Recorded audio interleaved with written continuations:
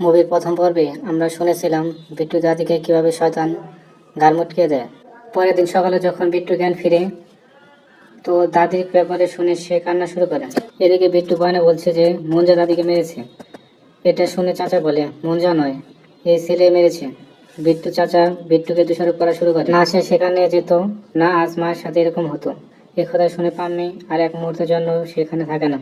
সে বিট্টুকে নিয়ে সেখানে চলে আসে, কারণ আগের বার যখন সে এসেছিল সে নিজের স্বামীকে হারিয়েছে, আর এবার দাদিকে হারালো। এখন যখন পাম্মি আর বিট্টুকে বাসে করে বাড়ি ফিরছিল, তখনই বিট্টুর পিঠে ব্যথা শুরু করে, যেখানে মুঞ্জা তার হাতে চাপ বসেছিল। আর সামনে বসে থাকা আন্টির পিঠে কেউ চিমটায়। আন্টি মাথা ঘুরিয়ে বিন্টুকে দেখতে পায় আর তার উপর চিল্লানো শুরু করে। তো ভীম এমনটা দেখে বিট্টুকে পেছনে বসায়। আর এখানে আমরা জানতে পাই ভাই, চিমটি বিন্টু নয়, বরং মঞ্জা কেটেছে। মঞ্জা বিট্টু পেছনে পেছনে এখানে চলে এসেছে, আর বিট্টু তাকেও দেখতে পাচ্ছিল এবং তার আওয়াজও শুনতে পাচ্ছিল। সে অনেক ভয় পেয়ে যায়। মঞ্জা বলতে থাকে, মনিকে খুঁজ, মনিকে খুঁজ। মঞ্জা এটা বলে সেখান থেকে অদৃশ্য হয়ে যায়। তারপর বিট্টু আর পামে বাড়ি ফেরে, যেখানে প্রতিদিন সূর্য ডোবার পর মঞ্জা বিট্টুকে ভয় দেখানোর সাথে সাথে মন্নিকে খোঁজ, মন্নিকে খোঁজ, মন্নি মন্নি এই করে বিট্টুর 12টা বাজানো শুরু করে এবং বিট্টুর পিঠে ব্যথা দিতে শুরু করে। মঞ্জা সারা রাত বিট্টুকে ঘুমাতে দেয় না। সূর্য ডোবার পর সে তো মঞ্জাকে দেখতে পায়, আর মঞ্জা তো শুধু মন্নি মনে করছিল। এমন করে সারা রাত মঞ্জা তাকে ভয় দেখায়। রাত্রিবেলা প্রতিটা মুহূর্ত সে বিট্টুকে ভয় দেখাতে থাকে এবং বিট্টু অত্যাধিক পরিমাণ ভয় পায়। সে ভয় পেয়ে সেই দিয়ে নিচে নামতে থাকে এবং ওখানেও মঞ্জাকে এসে দেখতে পায়। মঞ্জা বাইরে একটি লাইট স্ট্যাম্পের উপর বসে যায় এবং লাইট স্ট্যাম্পটি খুলতে থাকে এবং খুলে সেটা মাটির দিকে ছুঁড়ে ফেলে দেয়। লাইট স্ট্যাম্পটি বিট্টুর মায়ের পায়ের নিচে এসে পড়ে। বিট্টুর মা অনেক ভয় পেয়ে যায় এবং বাহিরে জানালা দিয়ে বিট্টু এগুলো দেখতে থাকে এবং বিট্টুর মা উপর দিকে তাকিয়ে দেখে কোথা থেকে এই লাইট বক্সটি নিচের দিকে পড়লো। আর এটা দেখে বিট্টু মঞ্জার কথা রাজি হয়ে যায়, আর দুজনেই রাতে বেরিয়ে পড়ে মনিকে খুঁজতে। এমন করে কয়েকদিন পেরিয়ে যায়। তার মা বিট্টুর এরকম অবস্থা দেখে অনেক ভয় পেয়ে যায়। বিট্টু রুমে ঢুকে সে ওয়াশরুমে যায় ফ্রেশ হতে। আমরা তার পিঠে সেই দাগটি দেখতে পাই এবং সে ওয়াশরুম থেকে বের হয়ে তার কাজে যায়। সে সেলুনের আয়নাতেও মঞ্জাকে দেখতে পায় এবং দেখে সে ভয় পেয়ে যায়।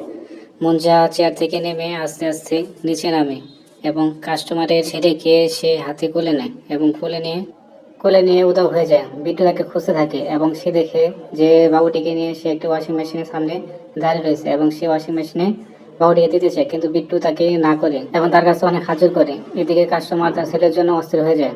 মঞ্জা বিট্টু পিছনে চলে, সেও তার সাথে যেতে থাকে। বিট্টু একটা দোকানে পানি খাচ্ছিল, এমন সময় সে মঞ্জার শব্দ শুনতে পেল এবং মঞ্জা সেই দোকানের উপর থেকে নিচে নেমে এসে এবং একটি মোটরসাইকেলকে কাছে এসে ধরে এবং মোটরসাইকেলকে উপর দিকে আস্তে ফেলে দেয় এবং মোটরসাইকেলে বসে থাকা দুজন লোক মাটিতে পড়ে যায় এবং আশেপাশে যত লোক আছে তারা সবাই তা দেখে আতঙ্ক হয়ে যায়। তো এভাবে একদিন বিট্টুর বন্ধু টিলু তার বাড়িতে আসে এবং বসে তার পিঠে একটি দাগ দেখতে পায়। বিট্টু বলে, আসল কাহিনী বলে তুই বিশ্বাস করবি না। এতপর বিট্টু তাকে সব বিষয় খুলে বলে, কিন্তু সেটাই হলো, টিল্লু তার কথায় বিশ্বাস করে না।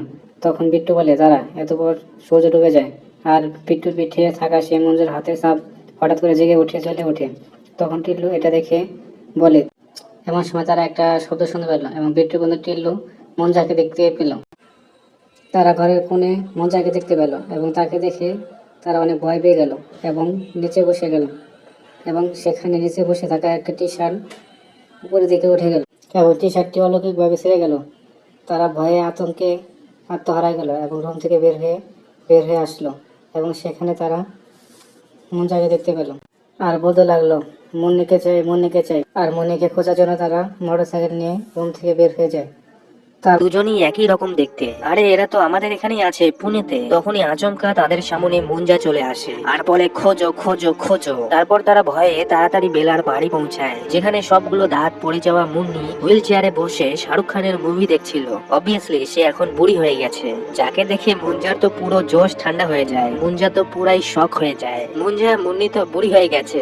মুঞ্জা মুন্নির এরকম অবস্থা দেখে বিয়ে করা তো দূরে থাক, সে মুন্নি মুন্নি করাও বন্ধ করে দেয়। অতঃপর অতঃপর সেখানে বেলা চলে আসে আর বিট্টুকে দেখে সে বিট্টুকে জড়িয়ে ধরে, কারণ তার দাদি মারা গেছে আর এই দুঃখের সময় সে তার পাশে ছিল না। বিট্টু বেলার সাথে কথা বলছিল, এদিকে হতছাড়া মুঞ্জা এখন বেলাকে দেখে বেলাকে পছন্দ করা শুরু করে। সে এখন বেলাকে বিয়ে করতে চায়। বিট্টু অবাক হয়ে যায় এমনটা শুনে। অতঃপর বেলার সাথে বেশিক্ষণ না থেকে তারা দুজন সেখান থেকে চলে আসে। এখন মুঞ্জার মুখে শুধু বেলা আর বেলা, তার মানে মুন্নি আউট, বেলা লাগিন। মুঞ্জা আবার এখানে বিট্টুকে ভয় দেখানো শুরু করে আর বলে, চেটুক বাড়িতে সেই বট গাছের নিচে আমার বিয়ের ব্যবস্থা কর বেলার সাথে, আর বিয়ে হলেই বেলার বলি দিবি তুই। বিট্টু বলে, হ্যাঁ মার্ডার? না না বাবা, আমি মার্ডার করতে পারবো না। মুঞ্জা বলে, এতে আমি মুক্ত হয়ে যাব, বলি দিতেই হবে তোর, না হলে প্রথমে তোর মুন্নি মারা যাবে, তারপর পাম্মি, তারপর তোর এই বন্ধু। অতঃপর তারা অনেক ভয় পেয়ে যায় আর মুঞ্জা সেখান থেকে চলে যায়। বিট্টু বেলাকে বলি দিতে পারবে না, কারণ সে বেলাকে ভালোবাসে, কিন্তু সে তার মাকেও হারাতে চায় না। এই মহা বিপদে পড়ে তারা দুই বন্ধু চলে যায় কাটাপ্পা মামার কাছে, মানে একজন মডার্ন তান্ত্রিক, গড অফ হ্যান্ড প্রভাকরের কাছে, যে আজ পর্যন্ত 4টি মুঞ্জাকে উপরে পাঠিয়ে দিয়েছে। তান্ত্রিক তাদের সব ঘটনা শোনার পর সে মুঞ্জার ব্যাপারে এখানে সবকিছু তাদের বলে। যদি কোনো ব্রাহ্মণ ছেলের মাথা ন্যাড়া করার 10 দিনের মধ্যে কোনো কারণে মারা গেলে, আর যদি তাদের কোনো স্বপ্ন ইচ্ছা থাকে, তো তারা মুঞ্জা হয়ে যায়, মানে ব্রহ্ম রাক্ষস হয়ে যায়। মুঞ্জাকে শুধু তার রক্তের সম্পর্করাই দেখতে পায়, আর বেশিরভাগ কেস এই বিয়ে শাদী নিয়েই হয়। এই জন্যই এরা শালা রোমিও টাইপের হয়। আর লাগিন লাগিন মানে বিয়ে বিয়ে করে তার 12টা বাজায় যাকে সে ধরে। তখন তিল্লো তান্ত্রিককে বলে, হ্যাঁ এই সব কিছুই এর সাথে হচ্ছে। বিট্টু বলে, এই মুঞ্জার থেকে বাঁচার উপায় কি? তো তান্ত্রিক তাকে মুঞ্জাকে মারার উপায় বলে দেয়, কি যখন সে বেলার সাথে বিয়ে করতে আসবে তখন তাকে জীবিত হতে হবে, না হলে বিয়ে কিভাবে হবে। এই জন্য তখন মুঞ্জা তোকে নিজেই বলবে একটা ছাগল নিয়ে আসতে, আর সেই ছাগলের মাথায় বিট্টুর রক্ত দিয়ে জেডের মাঝখানে একটা টান এরকম একটা চিহ্ন বানাতে বলবে, যাতে মুঞ্জার আত্মা সেই ছাগলের বডিতে চলে আসতে পারে। তারপর সে সেই ছাগল রূপেই বেলাকে বিয়ে করে বেলার বলি দিয়ে বেলার সাথেই মুক্ত হয়ে যাবে। কিন্তু এখানে তোমরা কি করবে?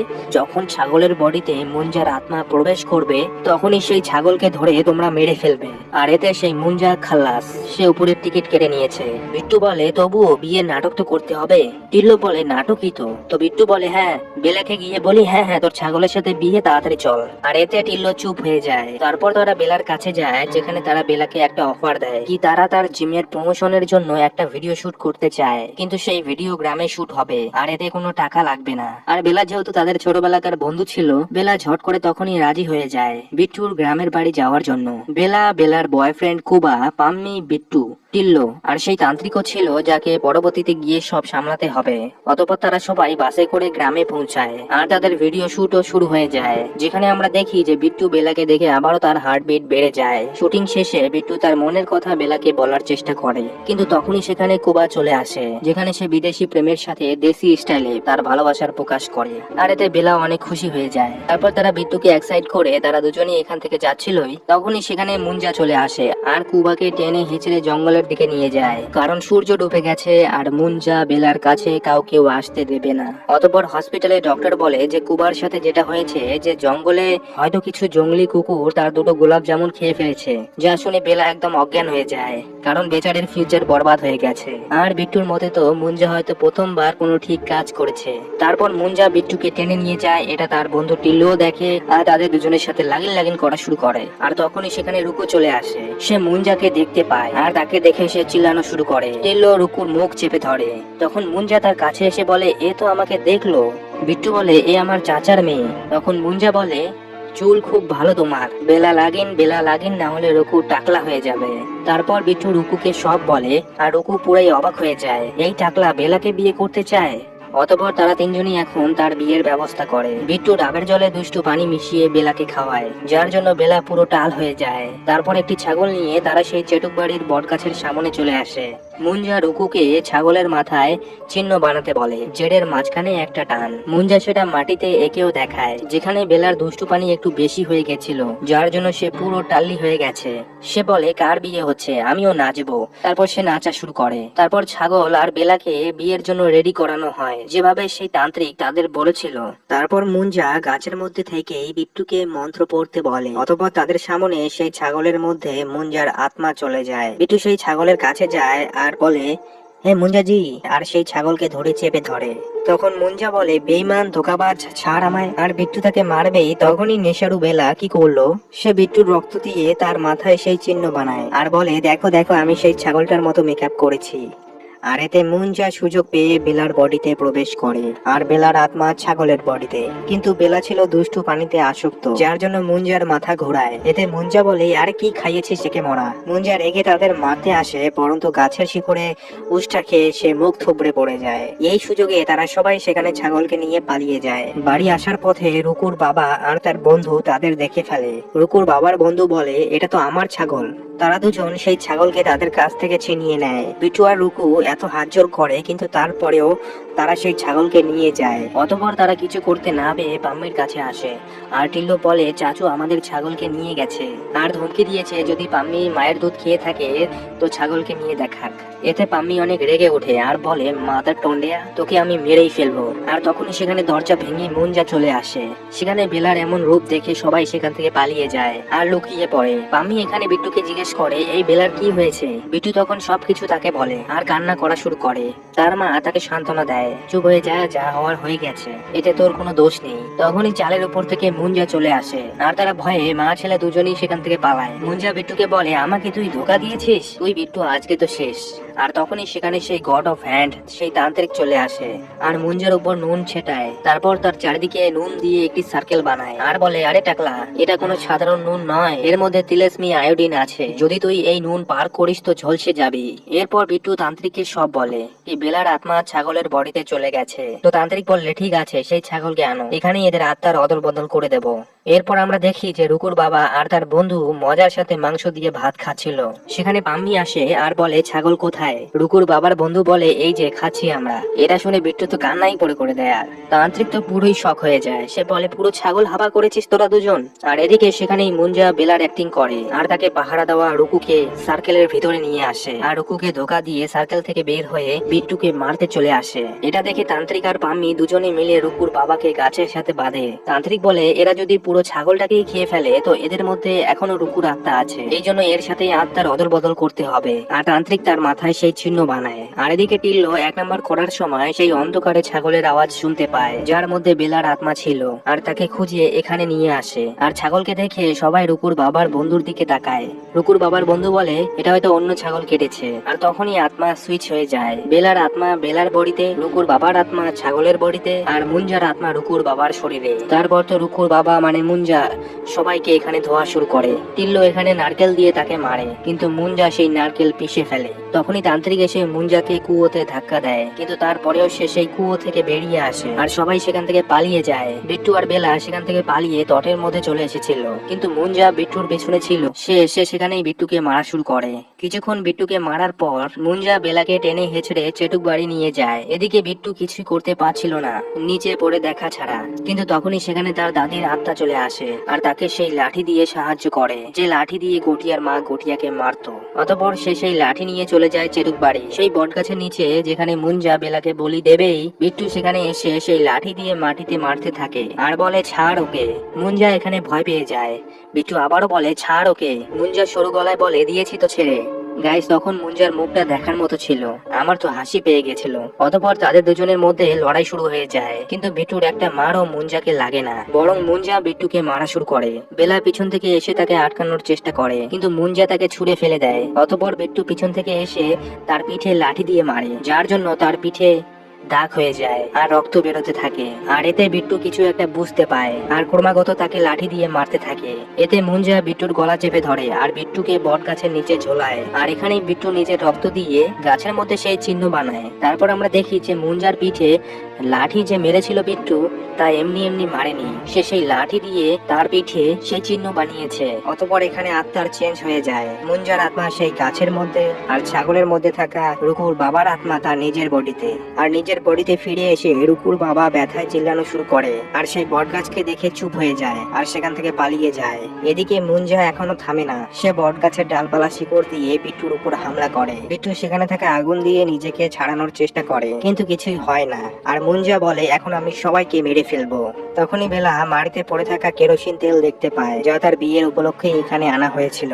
বেলা সেটা মুঞ্জাকে দিয়ে মারে আর বিট্টুকে চিল্লায়, আর বিট্টু তখনই সেই গাছের মধ্যে আগুন লাগিয়ে দেয় আর এতে সেই গাছ জ্বলে পুড়ে যায় আর এতে মুন্ডার রোমিওগিরি ঠান্ডা হয়ে যায়। তো এইভাবেই বিট্টু নিজের জীবনের সাথে সাথে বেলার জীবনও বাঁচায়। শেষে বিট্টু বেলাকে প্রপোজ করেই দেয়, কিন্তু বেলা এত কিছু হওয়ার পরেও আমাদের বিট্টুর ফিলিংস বুঝতে পারলো না। বলে বিট্টু দেখ, আমি নিজেই জানি না আমি কি চাই, কিন্তু আমি তোকে হারাতে চাই না। বিট্টু বলে আমি বুঝতে পারছি, ঠিক আছে, আমি তোমার মাথায় মুঞ্জার মতো হয়ে ঘুরঘুর করবো না, আমি চাই তুমি হ্যাপি থাকো। তাছাড়া শুনলাম তুমি নাকি ব্রাজিল যাচ্ছ। বেলা বলে হ্যাঁ। তারপর তারা দুজন একে অপরকে হাত করে আর নিজের নিজের রাস্তায় বেরিয়ে পড়ে। এখানে বিট্টুর প্রেম কাহিনী তো সফল হতে পারলো না, কিন্তু বিট্টু এখানে নিজের ফ্যামিলিকে নিয়ে অনেক হ্যাপি ছিল। কয়েক মাস পর হঠাৎ বিট্টুর কিছু ভিশন আসে। সে সেই চেটুক বাড়ির জ্বলে যাওয়া বটগাছকে দেখতে পায় আর মুঞ্জা এখনো আছে। আর তখনই সে সেই লাঠি বের করে যা দিয়ে গটিয়ার মা গটিয়াকে মারতো। তো বন্ধুরা, এই সাথে এই বিশেষ কাহিনীটি এখানেই শেষ হয়ে যায়। আপনাদের কেমন লাগলো অবশ্যই কমেন্টে জানাবেন। কাহিনীটি ভালো লাগলে অবশ্যই লাইক করবেন। তো দেখা তো হচ্ছে এরকম কিছু নতুন কাহিনীর সাথে। ততক্ষণের জন্য টাটা।